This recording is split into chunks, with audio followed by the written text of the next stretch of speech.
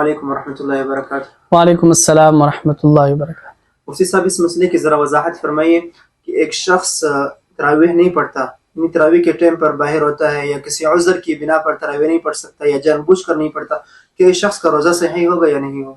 یہ آج کل یہ بات بہت زیادہ جو ہے وہ سامنے آ رہا ہے کہ وہ شخص جو رمضان المبارک میں تراویح ادا نہیں کرتا تو اس کا روزہ بھی نہیں ہوتا۔ دیکھیں اس بات کو غور سے دیکھنا چاہیے کہ رمضان المبارک کے روزے فرض ہیں، جیسے اللہ نے قرآن میں بھی فرما دیا کہ رمضان المبارک کے روزے یا ایھا الذین آمنوا کتب علیکم الصیام کما کتب علی الذین من قبلکم لعلکم تتقون، یعنی ہم نے آپ سے پہلے لوگوں پر بھی فرض کیے تھے تاکہ تم تقوی حاصل کرو۔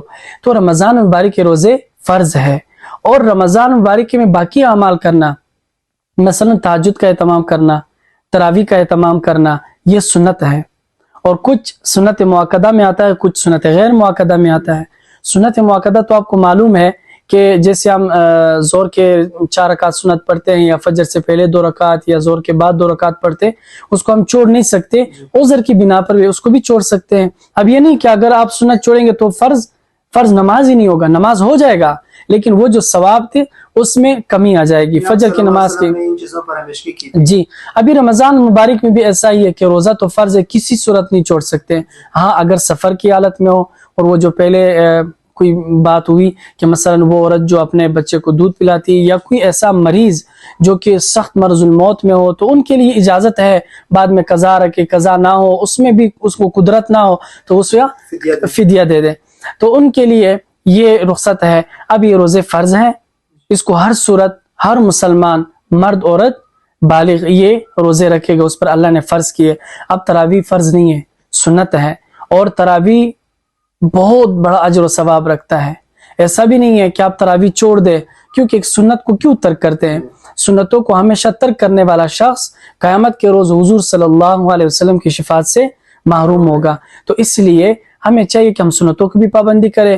یہ لازم ملزوم کوئی ایسی چیز نہیں ہے کہ تراویح نہیں کریں گے تو روزہ نہیں ہوگا، یہ نہیں ہے۔ ہاں یہ بھی نہیں ہے کہ مثلا کسی وجہ سے آپ نے روزہ کھا لیا اور رات کو تراویح نہیں پڑھیں گے اس لیے کہ ہم نے روزہ ہی نہیں رکھا، نہیں، آپ دونوں میں سے ایک چیز کر سکتے ہیں۔ روزہ فرض ہے، آپ روزہ رکھے، تراویح کی قدرت اللہ نے دی ہے، تراویح پڑھے، نہیں دی ہے اور کوئی آپ کو توفیق نہیں ہے، کوئی وجہ ہے آپ سے چھوٹ گئے، تو بہت بڑے خیر اجر و ثواب سے آپ محروم رہ گئے۔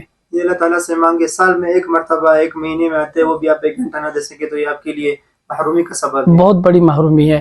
یعنی اللہ نے اس مہینے میں آپ کے لیے اتنے بڑے کہ ایک سجدے پہ آپ کو 1500 نیکیاں ملتی ہیں، تو آپ اس کو ترک کر رہے ہیں، آپ اس کو 40 پہ ضرب دے تو بہت ساری نیکیاں بنتی ہیں، آپ ترک کرتے ہیں تو آپ محروم ہو گئے۔ قرآن سننے کا اور سنانے کا، اور مہینہ بھی افضل مہینہ ہے، تو یہ اللہ تعالیٰ ہمیں توفیق دے، اور جو لوگ پڑھتے ہیں اللہ انہیں استقامت دے، اللہ ہمیں بھی اس پہ توفیق دے۔